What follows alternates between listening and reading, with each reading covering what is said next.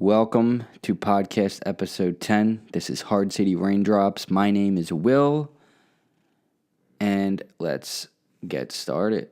What's going on, everybody? I am still a little bit under the weather. You probably hear it in my voice, maybe not. Super low on energy, but episode 10 can wait no longer. So I was just kind of browsing around, waiting for the Phillies game to start. It's delayed. They're playing in Nationals. We have Bryce Harper, yay. And I was like, well, the game isn't started. The Flyers are basically done. The Eagles are off. It's just kind of that dead point of the year. But baseball is so exciting in the city right now because of not only the addition of Bryce Harper, but Gene Segura, JT Realmuto, Jake Arrieta's been pitching well. Nola is Nola. McCutchen and others. Hoskins looks great. Hits a grand slam. I mean, it's just, it's a great time of year for baseball. But it's still April, and it's still cold. It's still windy. There's not much going on. It's that dead time of year. I just don't like this time of year. It's not my favorite time of year. And I swear that me and Cody from Wrangler Star are the same people. So I was looking through his last video, and he puts a video out about crying about this time of year too. And it's funny because some of my videos he mentions about how he was in debt and how he actually in one of my videos mentioned he was a body guy. So he does my job. He did my job before. And then in some videos he had mentioned that he was in debt. And that's kind of what I wanted to make this podcast about, being in debt, getting yourself out of bad situations, just trying to just kind of around that basis. And that kind of gave me the idea to do that. Now, for me, at a very young age, I bought a house. I bought a house when I was 22 years old. Didn't know what I was getting into. I was making a lot of money. I was making about $85,000 a year at that age. It's more than I make now a year. Well, close. It's about this. This year's tough. So anyway, I had the house. Things are going great. I didn't really know what I was getting into. Developed a small addiction problem. I wouldn't even really call it much of an addiction problem. More or less, yes, of course, I was addicted to a narcotic, but it wasn't like you think. I mean, there was times where I didn't do it at all for weeks, for months, and then there was times where I'd be like 2 weeks on, and I'm talking about pills, painkillers. So, and that's, it is what it is. I did it. It was years and years ago now. I mean, I'm 35. This is 10 years ago. I learned from my mistakes, but it was also during the time of the economic crash, the housing market crash, Fannie Mae, Freddie Mac, that whole deal. I didn't know anything about any of this. I had my Infiniti i30T, 2003. I had a 2006 Honda S2000. I had my house. I was paying like $3,500 in bills a month. I mean, most people don't even make that much money a month, and I was banking. I was probably making $6,000 a month, close. With my shop, I had a shop for a little while in my house. I was doing some side work, but that all ended. The problem got bigger. The bills got backed up later, months and months. One car got repoed, which was the S2000. The other car got totaled.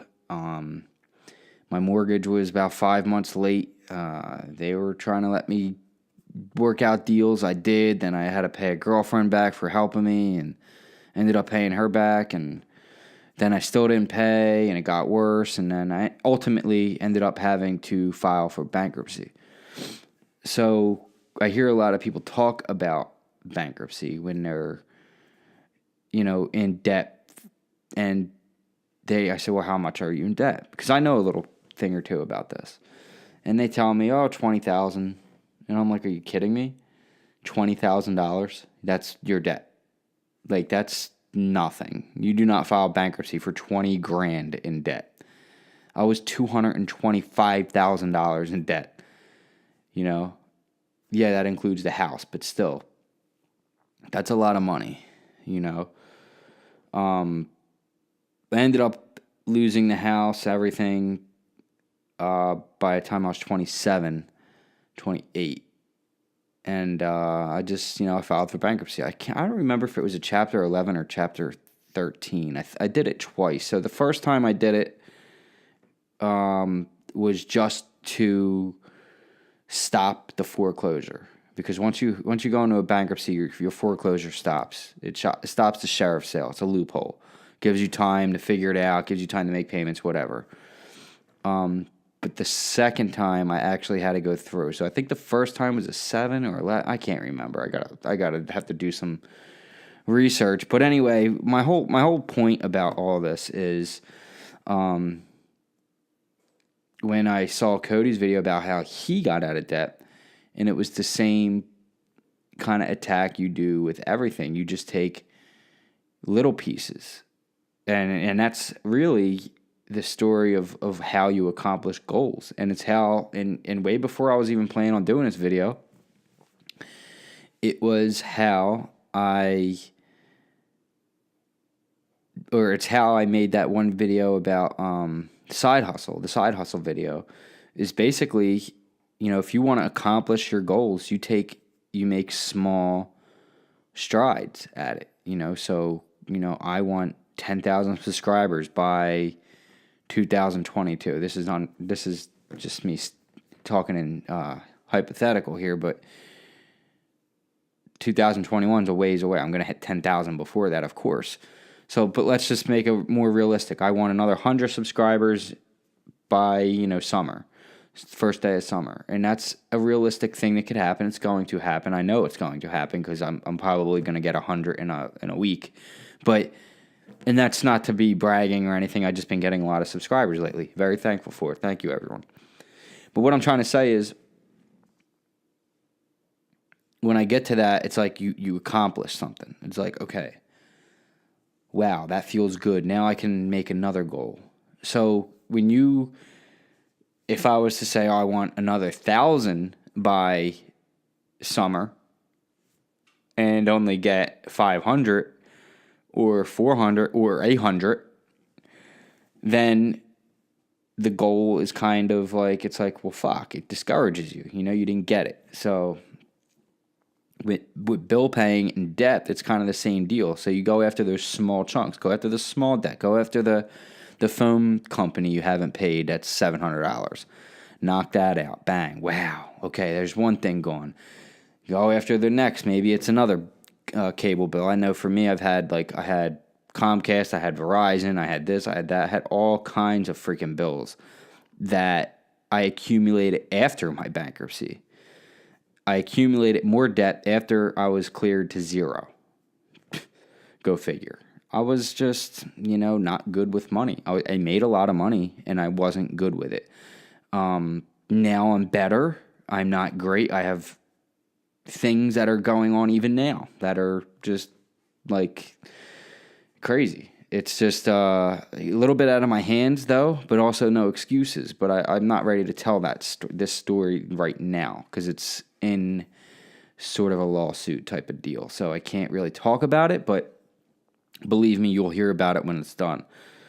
So, but the way even, I'm not in like millions of dollars of debt or anything. I'm not even over 5,000 technically in debt. But anyway, you'll see. It's a video that you'll hear about later. But anyway, immediately after my bankruptcy, about a year, I accumulated about another couple $1,000s in debt with credit card, with this, with that, with, Pico or whoever, just random shit that I never paid till I tried to do the police academy the first time, and I had to start paying bills and doing stuff.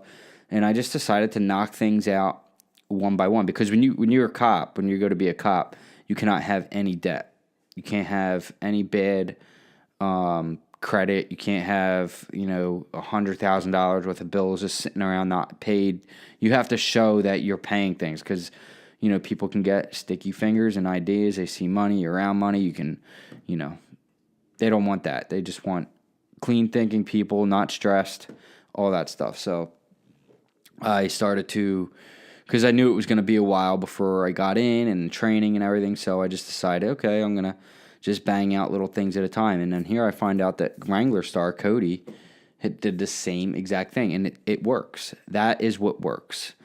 And no matter if you're paying off debt or if you are just trying to set goals for your life, set them small. There's no reason to go over the top. I want 1 million subscribers in a month, because you're going to be really disappointed, because that's not going to happen.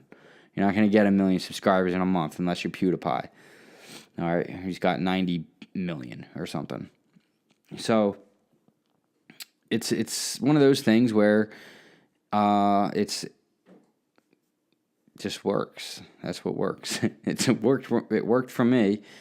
And the more that I think about credit and all that stuff, man, it just drives me absolutely crazy. But you can't really do a whole lot without good credit. So my advice to people who are just getting started and you're starting to pile up credit bills and all this, just start paying them little things. Pay the minimum payments you need to pay, because it starts to build up after really fast. I mean, within a couple of years, you could turn $1,000 into 30. So you got to really be careful. So my advice is to just stop what you're doing. If you're even a little bit in debt, $1,000, and pay that off, and then do what you got to do, because you don't want to be ending up. And for me, when I bought my first house, I was like, great, but I was just too young. I think I was too young. If I would have done it now, then sure. But on the other side, on the flip side of that, on the better side of that, I've learned so much about how banks work, how bankruptcy works, how lawyers works, the law itself, the Constitution, debt, just money handling, just being responsible, being a man, taking care of your own, and living on your own, and not having money. I remember times where I didn't eat for 3 or 4 days, where my dog was eating. Not this one. Look at her. But there was times where I literally had no money from Monday morning, waking up with no money, because either I spent it all on the weekend, or because I had to make some kind of a payment and didn't leave myself extra money for food or whatever.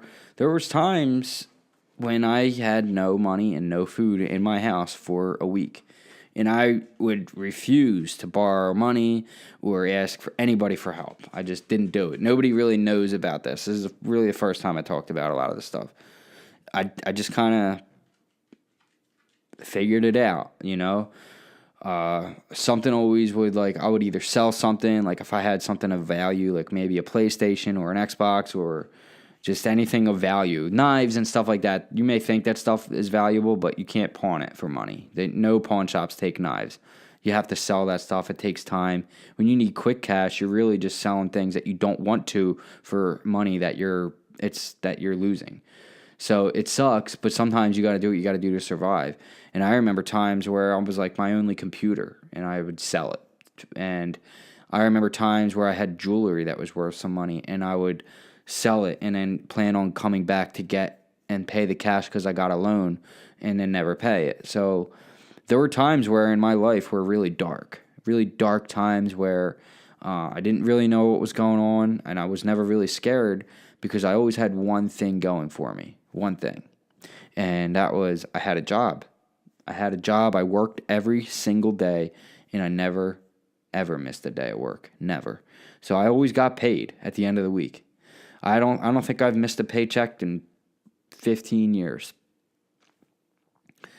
But there were times where I didn't get paid because my entire paycheck was to money owed, to a car payment that was late, or a past due this or a past due that. So times have been tough for me, in my 35 years and in my 15 plus years living on my own. One thing I figured out is that you need a cushion, and you need a big cushion. So for me, I like to keep about 2,500 in my account all times, no matter what. Sometimes things just go bad, and it's important to be prepared for that. So I want everybody to remember that I hide money from myself. Like, I hide cash in my little Velcro things, for those of you on the podcast listening. So you know how they have those like Velcro patches that go on the backpacks and stuff, like the American flag Velcro hook and loop? If you slit the back of that, it opens it up and you can hide cash in there. And that's exactly what I do. I hide like 20s and 100s in there. So if you ever want to rob me, just, start tearing my patches open, because you're probably going to find some cash in there somewhere. But I do that that's really just like emergency cash. Like, okay, my fucking car broke down. I'm in the middle of nowhere. I got to get a hotel room or something. My credit card's gone. Whatever the case. Visa card. I don't have a credit card. I'm slowly starting to stay away from credit. I'm just slowly starting to build up my own cash, put it in a money escrow, a money management account that builds up its own interest. Just starting to just buy things cash and own it outright. I don't use credit unless I absolutely have to. Car payments and credit card payments and phone bill payments and this payment and that payment, I just don't think it's the way to go. Student loans are the worst thing you could possibly do. My theory on college is that if you don't know what you're going to college for, like if you're undecided, then you should just go to trade school. Like if you're just going to wing it, I'm going to go to college and wing it. Fuck it, I'll figure it out. You're going to end up out of college in debt before you even have a job. Not only are you going to be in debt, you're going to be like $50,000, $60,000 in debt. You cannot claim it on bankruptcy because they lobbied the law so bad that you cannot file bankruptcy on it. You just can't. And the school, and like people, the school isn't going to get money. The school already got paid. That's what the loan is. The bank pays the school. You're not paying a school. You're paying a bank. So the school's paid. And the school isn't better. The school's not getting better. The same, or what's it called? Curriculum? Yeah, curriculum is taught for the last 25 years at most colleges. Now, if you know what the heck... Oh, so to that, the answer to that, it's not college. If you're not going to go, cool, what do I do, Will? Well, you go to a fucking trade school and learn how to do something like electronics or air conditioning or heating or build stuff and, construction or auto body or mechanical engineering or some shit like that. You learn stuff, learn how to build stuff. That is where the quality is. You're going to get a good job. I mean, some of these places pay, the Glazers Union, they make like $50 an hour. I started like 35. I think they made 50. The guys on the windows, the skyscrapers. And you don't need anything but a freaking... Well, you kind of need to know somebody to get into that union. But you need to know somebody to get in my union too. So it's tough. But if you have the skills and knowledge and you meet the right people, you can do it. And I don't want to discourage people like, oh, I don't know anybody who works at, this or there, or SEPTA or UPS or any of the big places that are union, You'll meet people. It's when especially when you start getting into the field and into the trades, you'll start meeting people. And of course, you can, dream big and be an actor or be, a comedian or, an astronaut. Who the hell knows? But anyway, my point is, if you don't know what you're doing, you're undecided, I think trade school is the way to go. Ultimately, I think trade school is the way to go. But, most people and most men are losing their masculinity, and it's a shame. Masculinity is a crime almost now. So being a manly man that builds things is almost not a thing anymore. It's almost like you got to be a podcaster or a fucking YouTuber or some kind of, sissy that sits behind a desk. Not that you're a sissy if you sit behind a desk, but if you don't bang your fingers and you don't swing a hammer or, build something or create something or, to lift weights, lift shit that's heavy or be a fucking man about things and, fix something when it's broke or change your tire or because, you could be a computer analyst or whatever and know how to change a tire. I'm just saying, most guys that are computer analysts don't know how to fucking change a tire, and that's a shame. And I think that these are things that people should know. And what's computer analysts make? $12 an hour? Unless you're like the guy that's programming the computer, then, But what I mean is the guy that programs the computer is the guy who went to college, right? But he's the guy who knew that that's what he was going to do. Like, he knew. Like, he went to MIT. You're going to be a doctor, then that's what you're going to do. You're going to be a fucking doctor.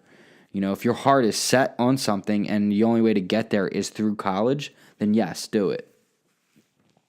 So I think the world is a scary fucking place anymore, man. It's just so...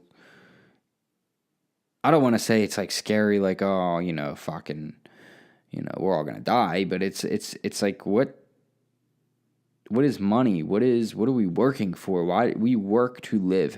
90% of Americans are like living paycheck to paycheck.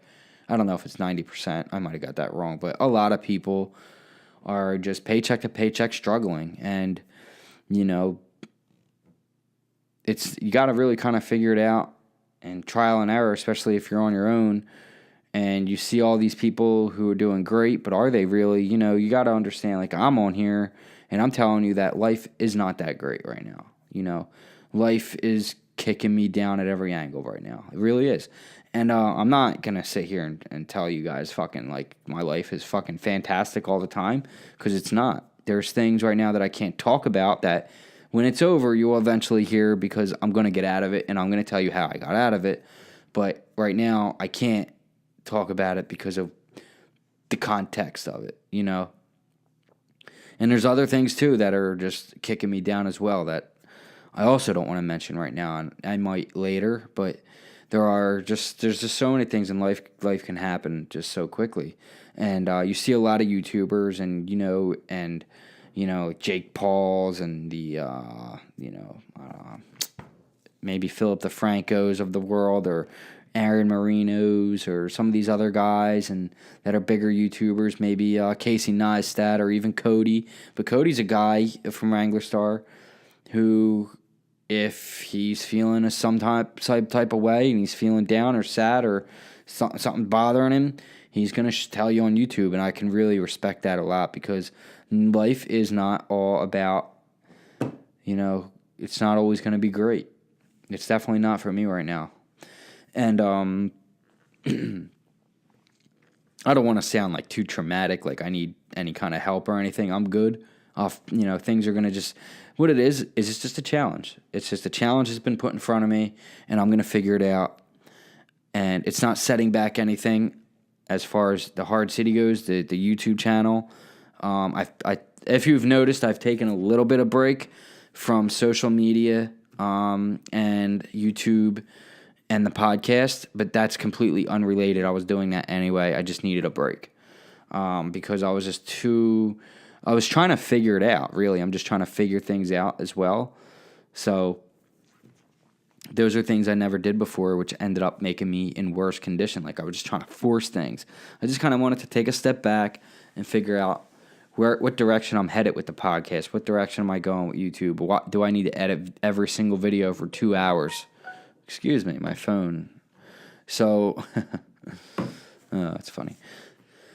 So, yeah, it's just been a little bit of a challenge, and we're all going to be challenged with things that are going to disrupt our happy little lives, and things aren't going to be always great, and that's fine. We can get through them.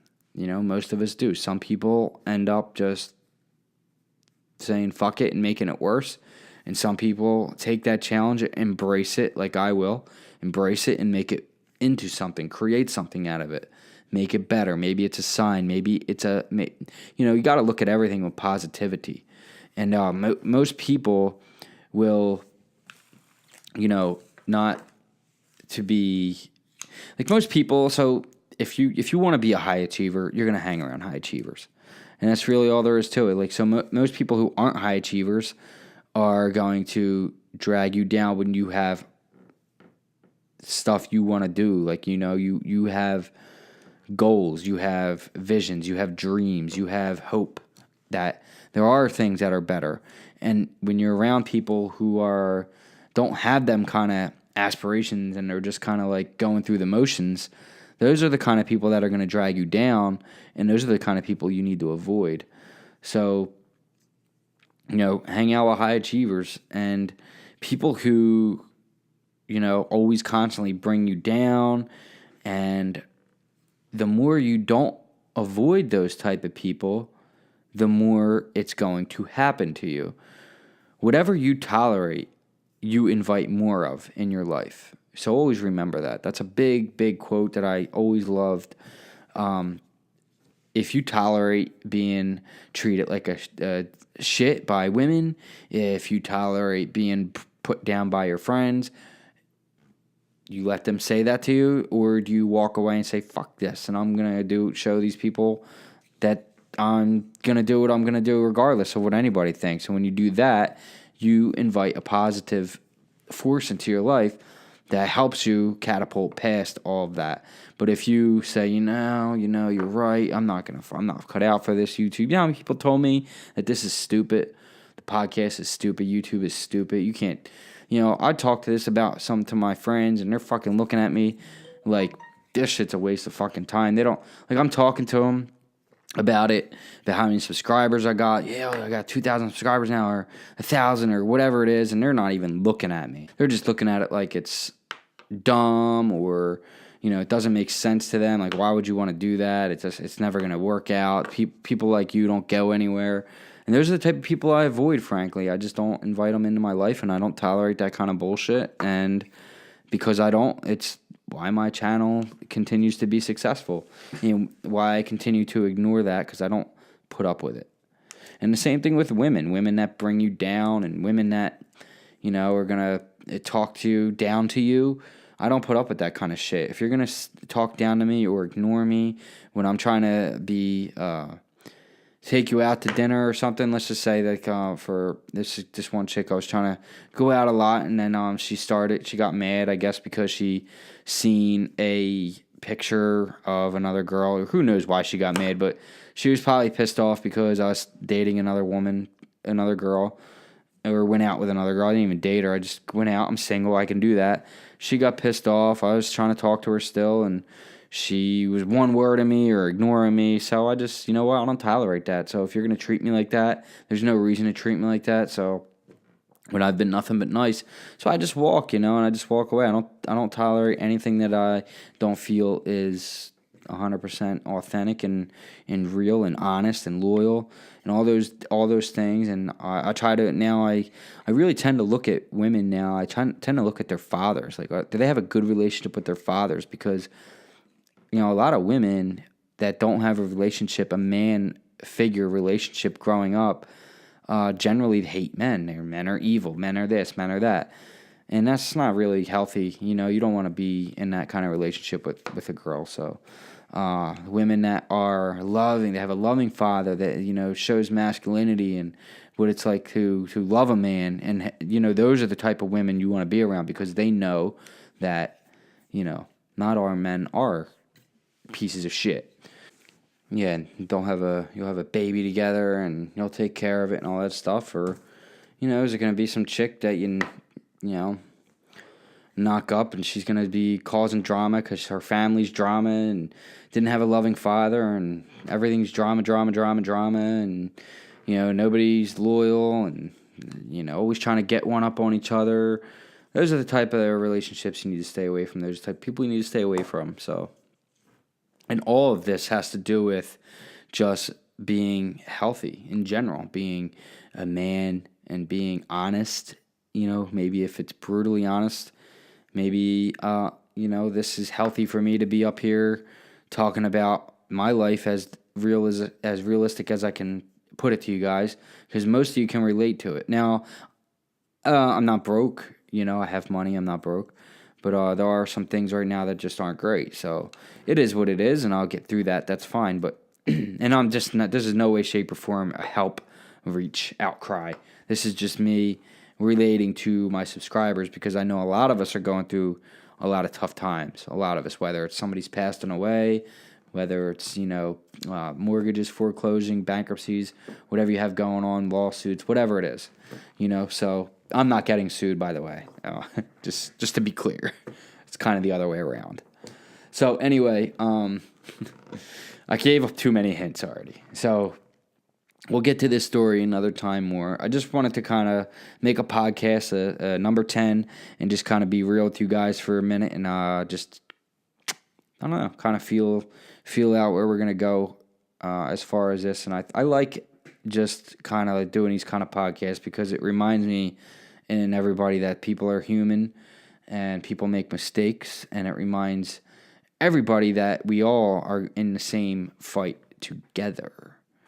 Nobody's better than anybody else's. We're all on the same shit, And that's just kind of the basis of this. And I also wanted to reach a little bit about how to conquer a little bit of debt issues. If you're having debt issues, small increments, set small goals, do them, knock them out, and then bang out the bigger ones later.